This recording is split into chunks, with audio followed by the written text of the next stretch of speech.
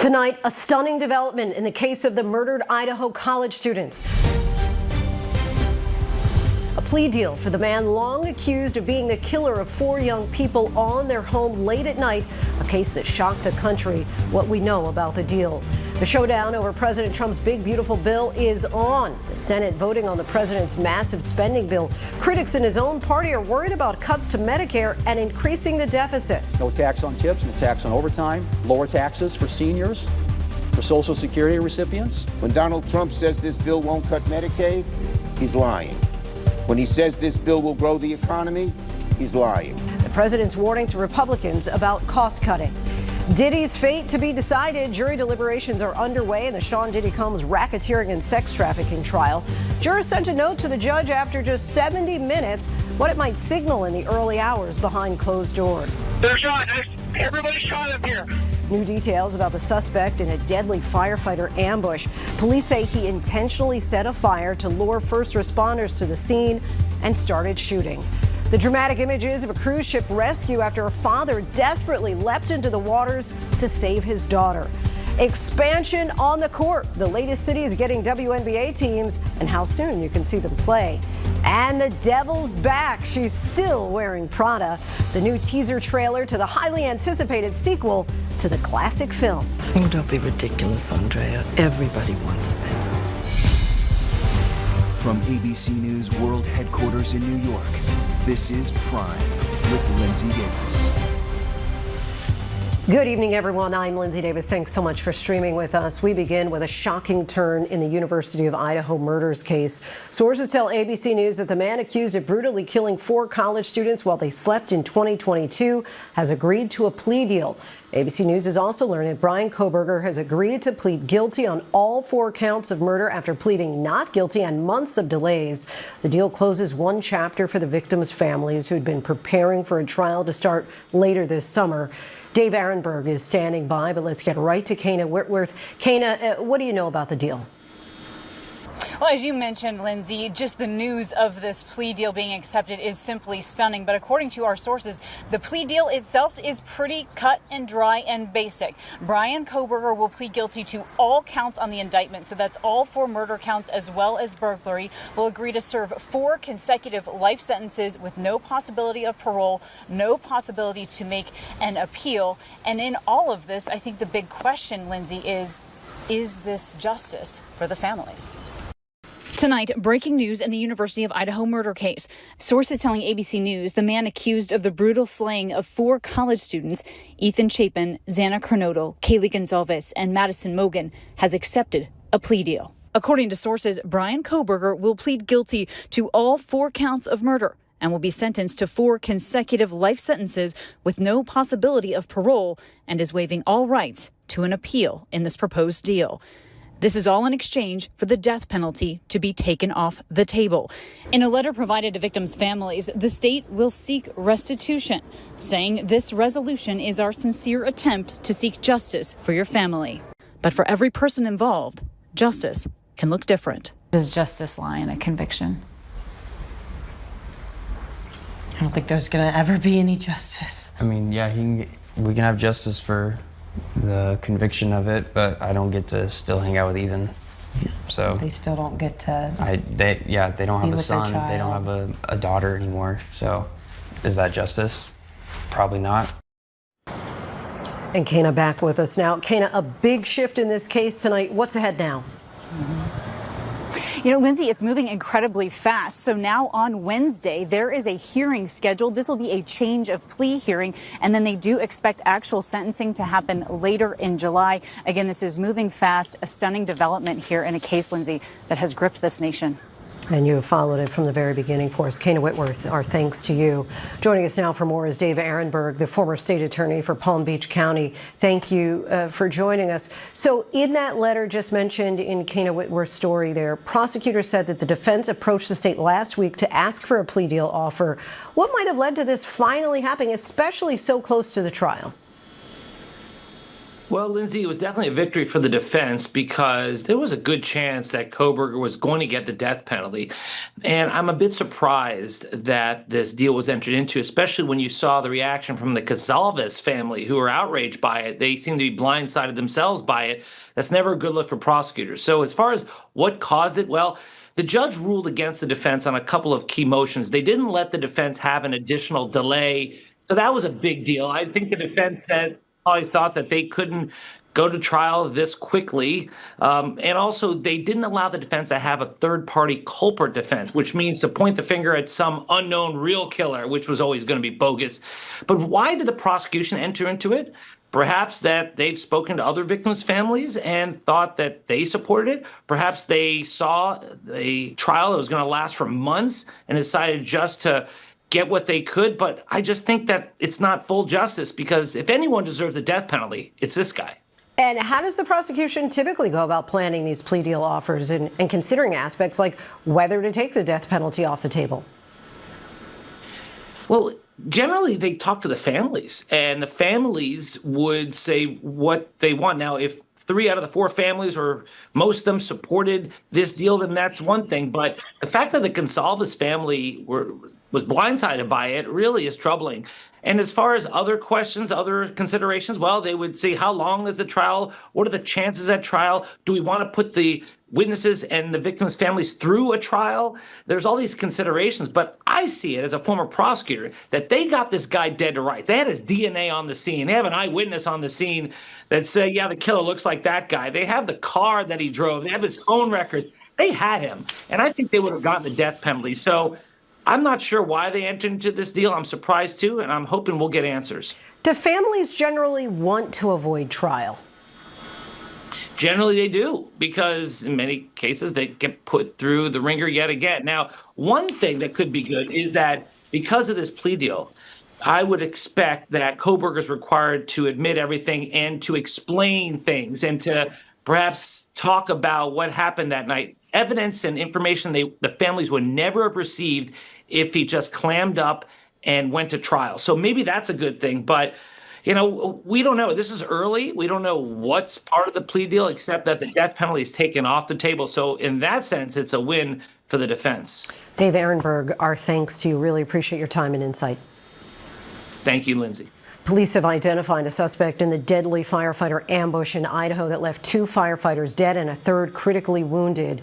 Tonight, we're learning new details about that suspect as authorities search for a possible motive behind the ambush. ABC's Matt Gutman reports from Idaho.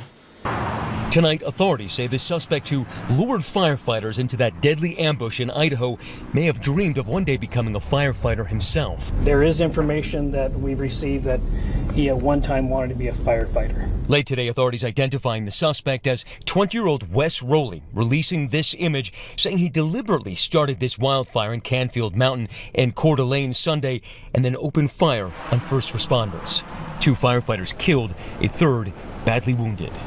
Authorities say the suspect actually interacted with the firefighters before the shooting. They'd asked him to move his vehicle. The firefighters arrived on the scene, and his vehicle was pretty close to where the firefighters parked, and they asked him to move it, and there was some back and forth. We had to push that vehicle off the side of the mountain because we didn't want him to circle back and get in that vehicle and flee.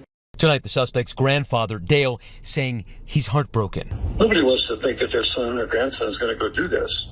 I feel more sad for the people that got killed than I do for him, simply because they didn't deserve it. The horror unfolding around 1:21 p.m. Sunday afternoon, firefighters responding to a routine call-out for a brush fire near a popular trailhead. Crews racing right into a trap. By 2 p.m., 40 minutes later, gunfire and these panic calls began. Right now, there's an active shooter zone.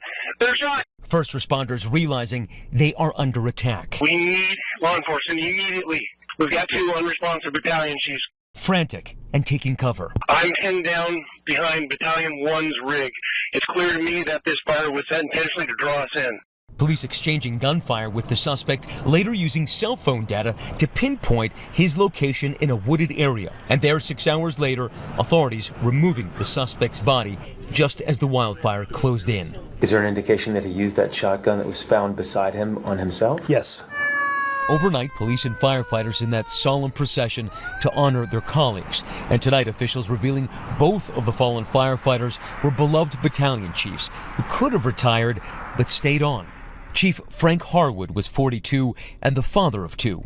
Chief John Morrison with Coeur d'Alene Fire since 1996. And that third firefighter wounded, Dave Tisdale, is still in critical condition. It's so heartbreaking. Matt, just give us a sense of how chaotic that scene was when they moved in to retrieve the bodies of the firefighters. I was just talking to the sheriff, Lindsay, and around 3 p.m. they decided they had to go in to get those bodies. They couldn't allow the fire to burn over them. They needed to give them some dignity. So SWAT teams in Bearcats, which are those armored vehicles, moved in. They took fire from that suspect. Still, they managed to retrieve the body, but they were so concerned that the suspect would somehow wheel around and maybe steal one of the vehicles and get away that they decided to push his vehicle right off a cliff and then to cripple the firefighters' vehicles by taking out the tires and then shooting into the engine block. The sheriff also telling me that the suspect had no known criminal history, no ties to terrorism. And right now they're still poring over his social media, Lindsay. All right, Matt Gutman for us. Thanks so much, Matt. Tonight, the U.S. Senate is working late as Republicans try to push through President Trump's massive tax and spending bill. Some critics in his own party are defying the president, and once again, Elon Musk is working against this bill, threatening Republicans who vote for it. ABC's Mary Bruce is at the White House. Tonight, Senate Republicans scrambling to push through the massive tax cuts and spending bill at the heart of President Trump's agenda. Let's vote. This is good for America. This is good for the American people. It's good for working families. The bill includes roughly $4 trillion in tax cuts for the wealthy, along with new funding for immigration enforcement, and fulfills some campaign pledges like no taxes on tips and overtime. It also guts Biden-era clean energy initiatives and slashes Medicaid, something Trump promised he would not do. A new estimate from the nonpartisan Congressional Budget Office predicts some 11.8 million Americans would lose their health coverage over the next decade. It's the biggest Medicaid cut in history and represents the largest transfer of wealth in history. It is caviar over kids, hedge funds over health care. Trump insists the Medicaid cuts only target waste, fraud, and abuse. But a member of his own party, Republican Senator Thom Tillis of North Carolina, says the president doesn't understand his own bill. So what do I tell 663,000 people in 2 years or 3 years when President Trump breaks his promise by pushing them off of Medicaid because the funding's not there anymore, guys? In the White House, senators advising the president are not telling him that the effect of this bill is to break a promise. Trump furious with Tillis, threatening to primary him, but Tillis refusing to cave, instead announcing he won't run for re-election, saying leaders who are willing to embrace bipartisanship, compromise, and demonstrate independent thinking are becoming an endangered species. Other Republicans alarmed by the bill's price tag, which by one estimate would add at least $3.3 trillion to the debt over the next 10 years. Tonight at the 11th hour, Elon Musk swooping in again, declaring every Congress member who votes yes should hang their head in shame, threatening they will lose their primary next year if it is the last thing I do on this earth. Quite a curveball from Elon Musk there. Mary Bruce joins us now from the White House. So, Mary, where do things stand with the vote right now? Well, Lindsay, Senate Republicans are hoping that they can pass this bill tonight. Reminder of the math here, they can only afford to lose 3 Republicans in the Senate and still pass this. And right now, more than that, remain undecided. And even if this does ultimately pass in the Senate, then the legislation goes back over to the House, where, as you know, Speaker Johnson has that razor-thin majority. And already we are hearing from some Republicans who are opposed to the changes that have been made in the Senate. But the White House is adamant President Trump wants this bill on his desk so he can sign it on the 4th of July. Lindsay. And on another note, we know President Trump is expected to visit the site of a planned migrant detention center in the Florida Everglades tomorrow. They're calling it Alligator Alcatraz. What can you tell us about it? Yeah, the president tomorrow is going to be down in Florida attending the opening of this temporary migrant detention facility in southern Florida, dubbed Alligator Alcatraz for its remote location in the Everglades. The White House touting that, saying there's only one road in and it's surrounded by dangerous wildlife. It's expected to hold up to 5,000 people, and the White House says it underscores actually the need for Congress to go ahead and pass the so-called big beautiful bill here in Washington, because they say they need more funding so that they can open more detention facilities like this around the country. Lindsay. All right, Mary Roos for us from the White House. Thanks so much, Mary. Thank you. We're joined now by Republican Senator Eric Schmick from Missouri. Senator, thank you so much for taking the time to talk with us. It's reported that you took your time to cast your vote to send the bill before the Senate for a vote on Saturday. What were your considerations ultimately, and have they been satisfied? Well, actually, it wasn't any delay. I was just traveling with Vice President Vance. I was with him, so that's why I got there when he got there. But I'm excited to move forward with this bill. I mean, it delivers on President Trump's campaign promises. I spent a lot of time with him on the campaign trail. No tax on tips, no tax on overtime, extending the largest tax cut in American history for working families, securing the border, money for the military. There's a lot to like about this bill, and I think we're going to get there at the end of the day today. Two of your Republican colleagues in Congress have announced that they will not be seeking re-election. Both of them had publicly differed from the president's views at times. What pressure are you feeling from the White House to support the president's agenda? No pressure at all. I played golf with President Trump on Saturday. We had a great conversation. He's excited. He wants to see this obviously get across the finish line. We're working to make sure that gets done. I mean, he was very clear about, what he wanted to do when he got back in office. Really pretty fascinating. Just a little while ago today, Elon Musk posted on X about the bill. He called it, quote, the biggest debt increase in history. And he vowed that every member of Congress who supported it, quote, will lose their primary next year if it is the last thing I do on this earth. Your reaction to that, Senator? I have a ton of respect for Elon Musk. He's a brilliant guy. He did really great work with Doge. I'm actually the senator that will be carrying that rescissions package when we get back after this, which is about $10 billion in wasteful spending with USAID and with NPR and PBS. So I think some of his work will continue on, and I think he's done a lot for the country. What do you think, though, about him saying that he's going to primary everybody who votes for this? Like I said, I got a lot of respect for him. Everybody's entitled to their opinion. He's done great work. He's really a great American success story. I'm glad he lent his time to the government. And SpaceX, serving on the Armed Services Committee and also on the Commerce Committee, the commercial space industry in this country, SpaceX was really sort of the pioneer, allows us to really stay ahead of China. If we didn't have that and we didn't have some of the other companies now that enter the market, we'd be in big trouble. So his contributions to the United States, remain unquestioned by me. At least 1 in 5 people in Missouri depend on Medicaid, as you know, for health coverage, and voters there approved a constitutional amendment to expand Medicaid. Under this bill, more than 200,000 people could lose coverage over the next 10 years. How much does that concern you? Well, I'm glad you asked the question, because there's been a lot of misinformation about this. The only people who are going to lose their coverage are illegal immigrants. There's 1.4 million of them in this country that receive Medicaid benefits. And if we have the work requirement, which we should have, if you're able-bodied, you should have a work requirement if you're able-bodied adult. And so if you are working 40 hours a month or volunteering 40 hours a month, you'll keep that coverage. My concern, honestly, is to make sure we strengthen the system for those who need it most, the most vulnerable. I've got a provision here worth billions to make sure we clear the waiting list for individuals with disabilities and make sure they get the services that they deserve. So let's strengthen that safety net for those who need it most. But I think a lot of the misinformation about who's losing coverage is just political talking points that fall flat. So another program facing cuts is SNAP Food Aid. About a tenth of your state's population depends on that program. The cuts in this bill could end food aid from anywhere from tens of thousands to more than hundreds of thousands of Missourians. What are you telling concerned constituents? That's not true, that they shouldn't believe the reports like you just issued. Getting to a reasonable cost share of the federal government working with the states on this is long overdue. And so there aren't going to be any cuts. People are going to see those benefits. But we do need reform. There's a lot of waste and there's a lot of fraud. There's a lot of abuse in this bill, that we're cutting out in this bill. And I think it's high time we do it. So give us your prediction. You think that we're going to see the vote in the wee hours of the morning? You think that it's going to get 51 votes in order to pass the Senate? I think we're going to pass it, but, as a baseball fan, I don't know what inning we're in, Lindsay. Maybe we're in the bottom of the third right now as we're live, but I think we're going to get there and ultimately score a big win for the American people. All right, Senator Schmitt, we thank you so much for your time. Appreciate it. Anytime. Yep.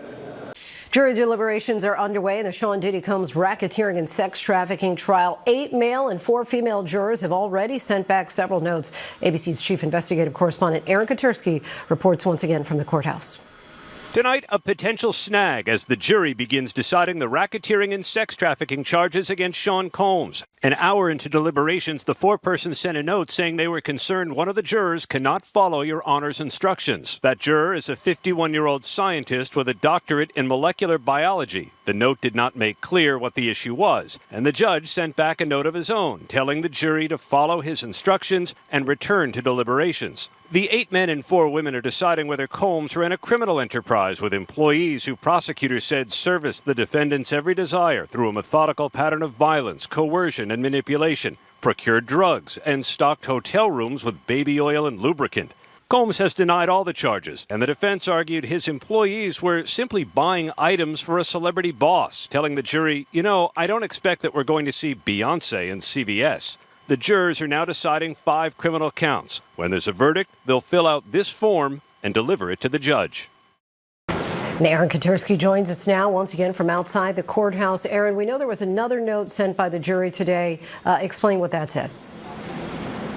There was another note. This one asked about the drug allegations, Lindsay, that underpin the racketeering conspiracy charge. And Sean Combs and his attorneys looked stricken when they started reading the note. We don't know why, but one of the reasons may be that jurors on that verdict form that you saw were instructed to only consider the predicate acts if they decided that Combs is guilty of the racketeering conspiracy. We're only reading tea leaves. We don't know. The jury went home after about 5.5 hours of deliberations, and they'll be back at it here again tomorrow. Lindsay? Very interesting there. All right, Aaron Katersky, our thanks to you. Now let's bring in ABC News legal contributor Bernarda Villalona. Bernarda, thanks so much for joining us. Okay. The note that we heard, as far as the juror saying he couldn't follow instructions, it sounds very much like what a teacher would send home to a parent about their child. This is a very intelligent man based on his occupation. Help us understand what you make of that he can't follow instructions. So what I want to know, is it an ability to not follow instructions, or is it a decision that he is making not to follow the instructions? Right. Exactly. So are we dealing with a wild card here? Are we dealing with a rogue jury here? That's the concern I have. I will be concerned for the prosecutor, because in the sense of the prosecutors thinking, could this be a mistrial? Or even if it's not a mistrial, there's a conviction, this is grounds for an appeal for the defense. So I will be concerned in that regard. But we fast forward a few hours later, and the next couple of notes that came out is one, the jury said that they want to leave at 5 p.m., but also another note asking for clarification having to deal with the distribution. So that would lead me to believe that that juror number 25, has now fell in line and is now following the instructions and is now talking to the other jurors and is cooperating in terms of deliberating with the other jurors. And what do you make of that drug allegations in the racketeering? As we just heard from Aaron, kind of sounds like reading the tea leaves. I would be toward a conviction. I would be concerned if I was Sean Combs' defense team, because again, if the jury is asking if an individual asks for a controlled substance and the person hands it over, is it distribution? I would be concerned if I was Sean Combs, because number one, you don't get to that predicate act unless you have already found that there's a racketeering conspiracy, that there is an enterprise, that there is an agreement. And also remember that during the prosecution, the government's closing statements, they said the mere handing of narcotics to someone is enough, is sufficient to find that there is distribution. So I would be concerned if I was the defense. But again, we don't know whether it's one juror asking that question or if it's all 12 of them asking that question. Also to remember that this jury has the jury instructions with them back as they're deliberating, so that they do have a copy of the instruction. So I would be curious to see how is it that the judge answers this question tomorrow morning when the jury returns back to continue deliberations. Many people trying to look into their crystal balls to figure out when this verdict may come. Just kind of walk us through the considerations that these jurors do have to determine. So, as you know, it's been 6-7 weeks of testimony, over 34 witnesses. 34 witnesses actually testified, and there were hours and hours of closing arguments. And there are issues in terms of the 5 charges, that they are complicated charges when you're dealing with racketeering conspiracy. But more importantly, when you're dealing with the sex trafficking of Cassie and Jane, because remember, they were in consensual relationships with Sean Combs. So the jurors may have an issue as to trying to decipher as to whether it was consensual or not, or whether they were coerced, or whether there was force or fraud that was actually used. So it's a lot to consider, and you're dealing with 12 different personalities in this jury that are coming together that have to reach a unanimous verdict as to each of these charges. All right, Bernard, I will see you back here again tomorrow. Same time, same place. Thanks so much. The Trump administration is threatening Harvard's funding after claiming the university is in violent violation of the Civil Rights Act. A letter sent to Harvard's president details an investigation into anti-Semitism on the campus, which found that the school is in violation of Title VI, which prohibits discrimination based on race, color, or national origin. It's the administration's latest in targeted moves against the university, including freezing grants and attempting to halt international students from enrolling. In a statement, the school condemned the administration's actions and said that it strongly disagrees with the findings. And a dramatic rescue at sea caught on camera. A father dove overboard to rescue his daughter after she fell off of the deck at a Disney cruise. The father treaded water for 10 minutes with his daughter in his arms while he waited for the ship to turn around. A ship rescue crew did retrieve the dad and daughter and return them to the ship with no reported injuries. In a statement, Disney Cruise Line said that the incident highlights the effectiveness of our safety protocols. And coming up, our Jay O'Brien is talking with everyday Americans who are closely watching the Senate tonight as they prepare to vote on President Trump's so-called One Big Beautiful Bill. How could the nearly 1,000-page legislation change their lives? Do you think the average American understands that there are people behind the language in this bill? People like you? Yeah, it's no. Is the short answer no. And later, Sotheby's says it has collected the highest price ever paid for a document signed by President Abraham Lincoln. How much one man paid and why he says he bought it.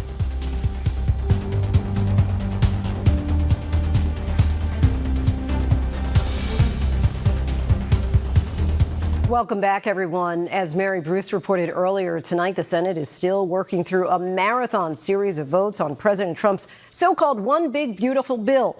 His signature legislation that he's demanded be passed out of both chambers of Congress and on his desk by the 4th of July. The mega bill slashes federal programs and will impact the tax bills of millions of Americans. It's been in the headlines for months now, but so many still have questions about the nearly 1,000-page legislation. In tonight's Prime Focus, our Jay O'Brien met some of those people combing through this bill to determine how their lives might change. Here's what they had to tell him.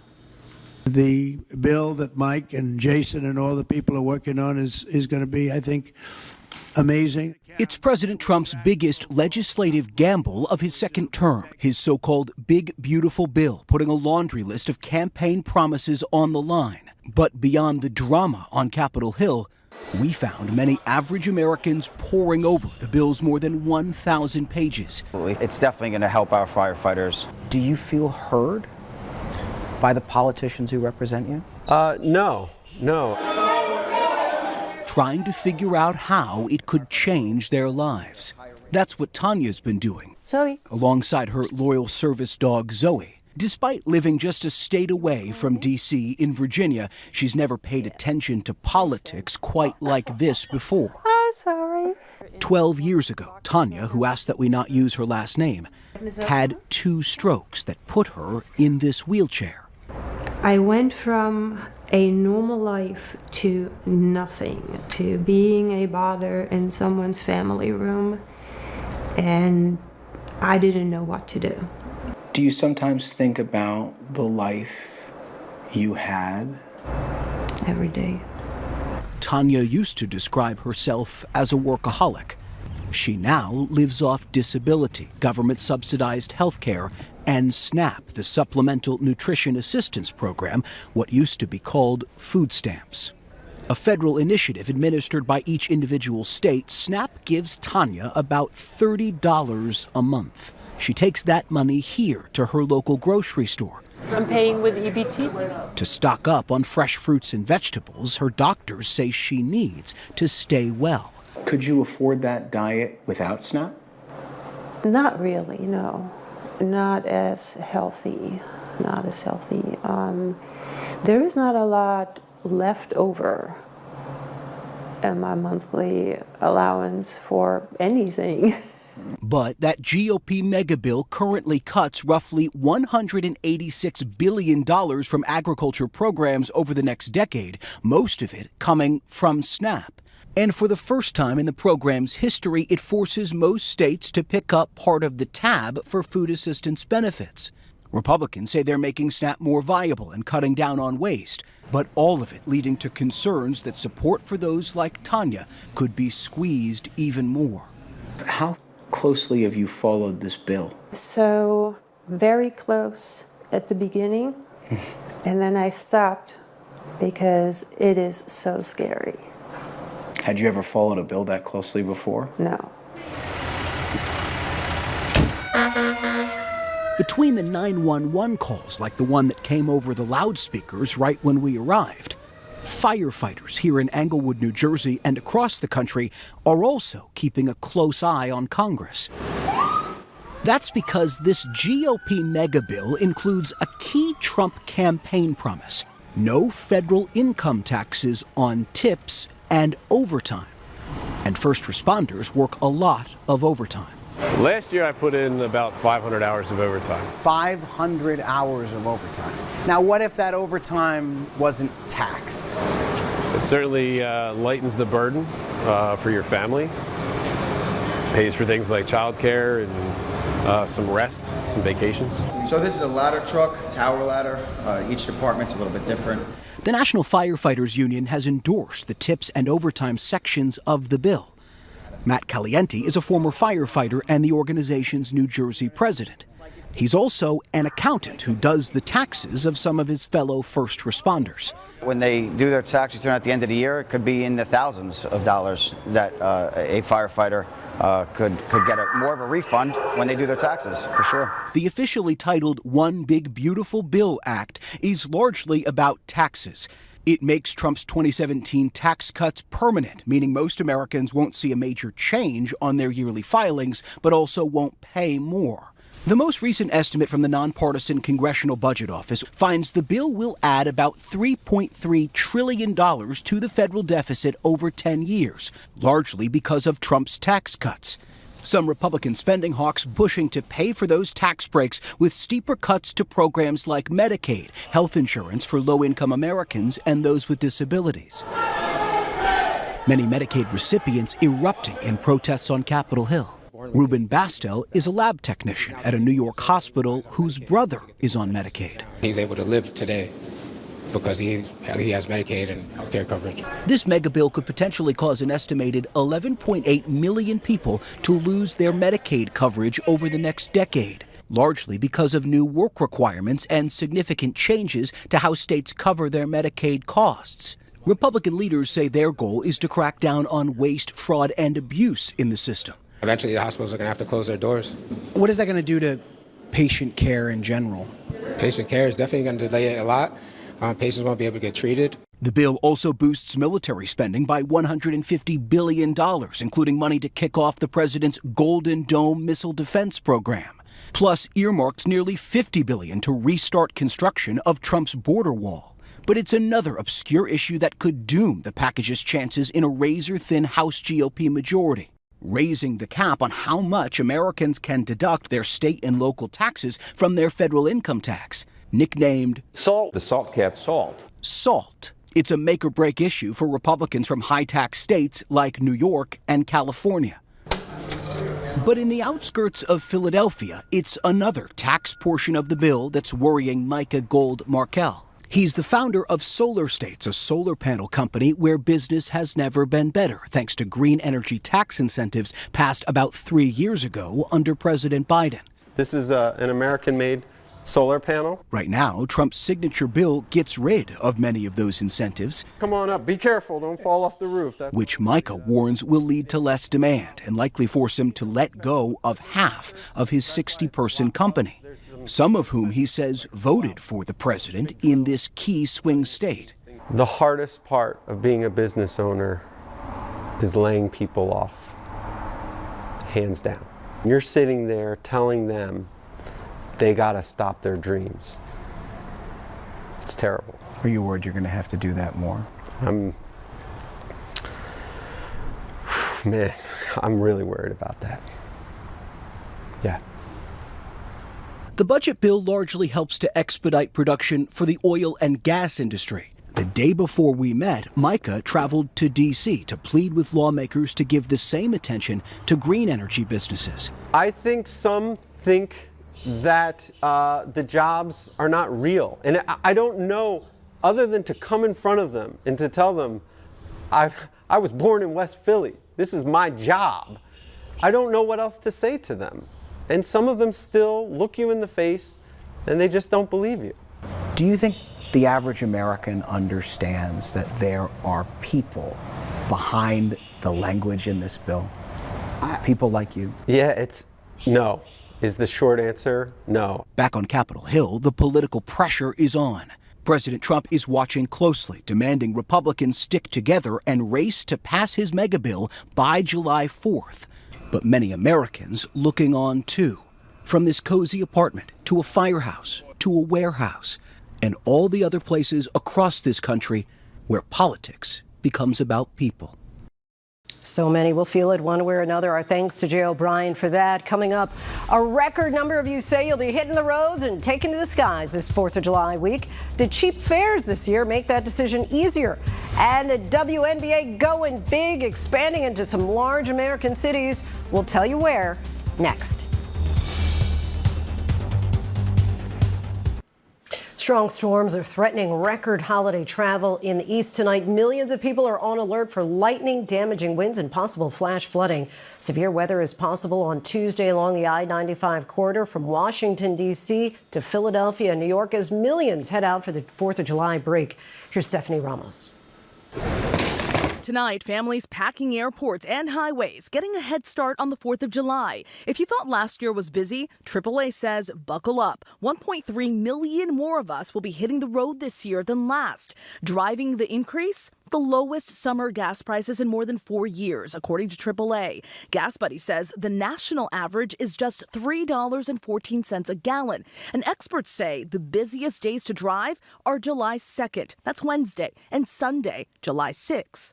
But it's not all smooth sailing. In Washington County, Maryland this morning, a wind turbine blade slid off a truck, blocking Interstate 70. One person was hurt. And southwest of Savannah Sunday, multiple Amtrak passengers rushed to the hospital with heat exhaustion after being stuck for hours. As always, weather is the X factor. Over the weekend, massive tornadoes tore across the northern plains, and dozens of planes at Atlanta's Hartsfield-Jackson Airport were taken out of service after wind and hailstorms. Our thanks to Stephanie for that. And it looks like 4th of July travelers will be taking to the skies in record numbers as well. Here's a look at what to expect by the numbers. AAA says a record 5.84 million domestic travelers will fly over the holiday. It could be the busiest 4th of July holiday period in 15 years, according to the FAA. The TSA says it expects to screen 18.5 million travelers between July 1st and July 7th. The agency says the busiest day will be the 6th, with 2.9 million people expected to go through the checkpoints. One possible factor, domestic airfares are about 3% lower this year than last year, averaging $260 round trip, according to Hopper. And add that to the record road travel, and AAA projects an all-time record of 72.2 million people will travel at least 50 miles from home over the holiday. So if you're hitting the road this holiday week, you may want to, of course, as the old adage says, pack some patience and try to have some fun. Coming up, the new drama filled with crime and intrigue with one family at the center of it all. We're talking with actor Jake Weary about his lead role in The Waterfront. But next, the big announcement about a movie sequel some of us have been waiting for decades.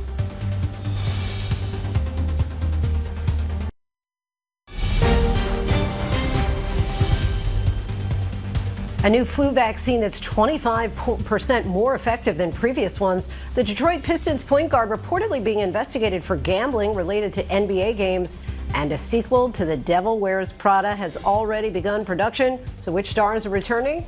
These stories and more in tonight's Rundown.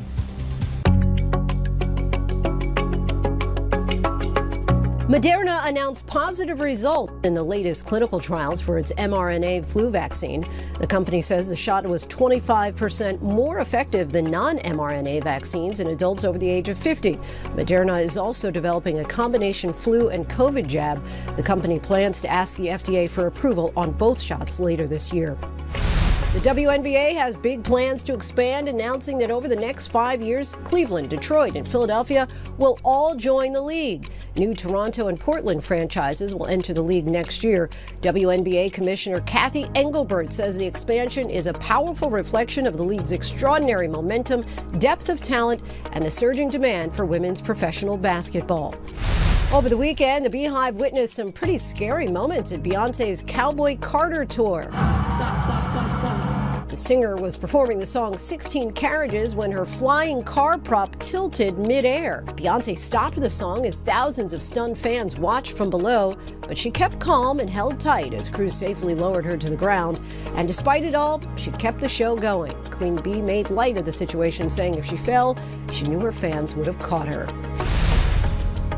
An important part of American history just sold to the highest bidder. Billionaire collector Ken Griffin bought a handwritten copy of President Abraham Lincoln's 13th Amendment, the law which ended slavery, for $13.7 million. The president signed the single sheet in 1865. It's one of only 4 surviving copies in private hands. Griffin also nabbed a rare copy of the Emancipation Proclamation for $4.4 million. The 1863 document was also signed by Lincoln. It declared all enslaved people in Confederate states to be freed.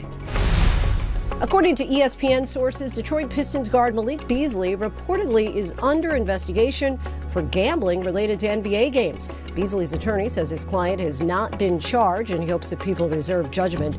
The Pistons say that they're cooperating with the investigation. Beasley was in talks to extend his contract with the team. Those talks are now on hold. A glacial pace for some. Nearly 20 years later, a surprise announcement, a sequel to The Devil Wears Prada. It's now in production. The announcement, made on social media by 20th Century Studios, quickly garnered more than 300,000 likes. Anne Hathaway, Meryl Streep, Emily Blunt, and Stanley Tucci are all set to return. Filming will take place in New York and Italy, and the movie is scheduled to debut May 2026.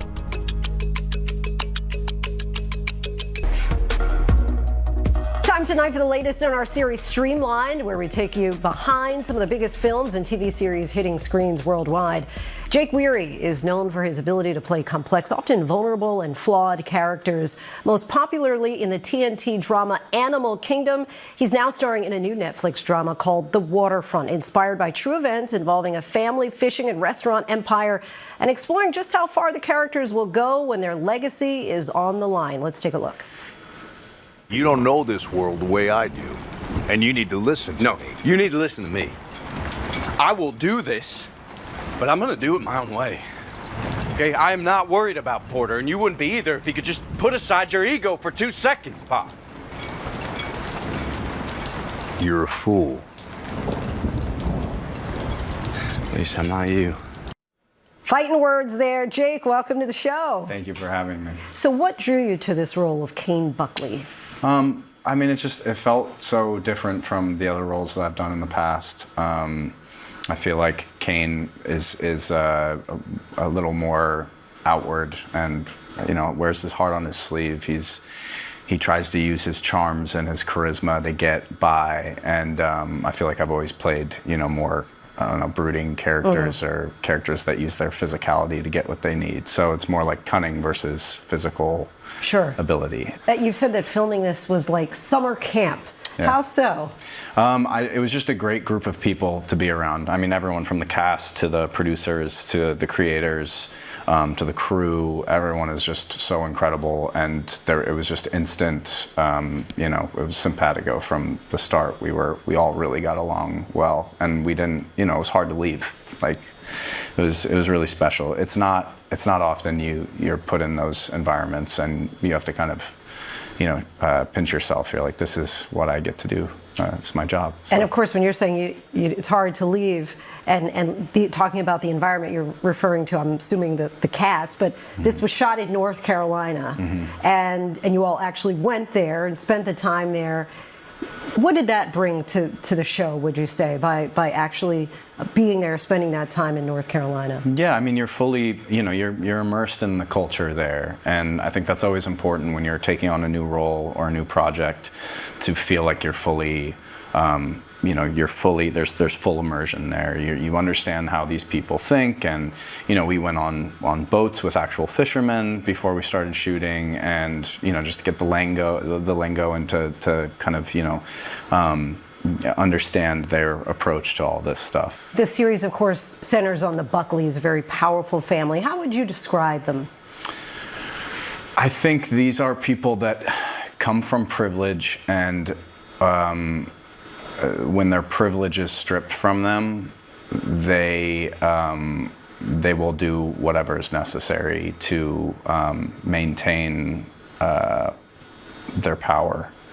And I think that's where the drama lies, is just seeing these people squirm a little bit when their back's up against the wall.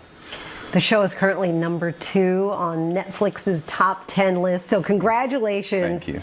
Do you know when you're working on a project, this is going to really resonate with people? People are going to love it, or it's so hard luck to of the tell. draw. It's really so hard to tell. I mean, there are some projects where you read the material and it can be so incredible and so profound and unlike anything you've ever read before, and then it comes out and maybe it's not executed the way you thought it would be, and there isn't quite the response that you would hope it had. But and then sometimes it's just. It's kind of lightning in a bottle moments where just everything works and everything makes sense, and those are the moments that are so beautiful, when everything perfectly comes together. And I think we had that with this, just from the writing to the acting, and like I said, the crew and everyone, and being on location. It was kind of magic. So viewers agree. Yeah. Jake, thank you. Continued success to you and the show. You can watch The Waterfront on Netflix today.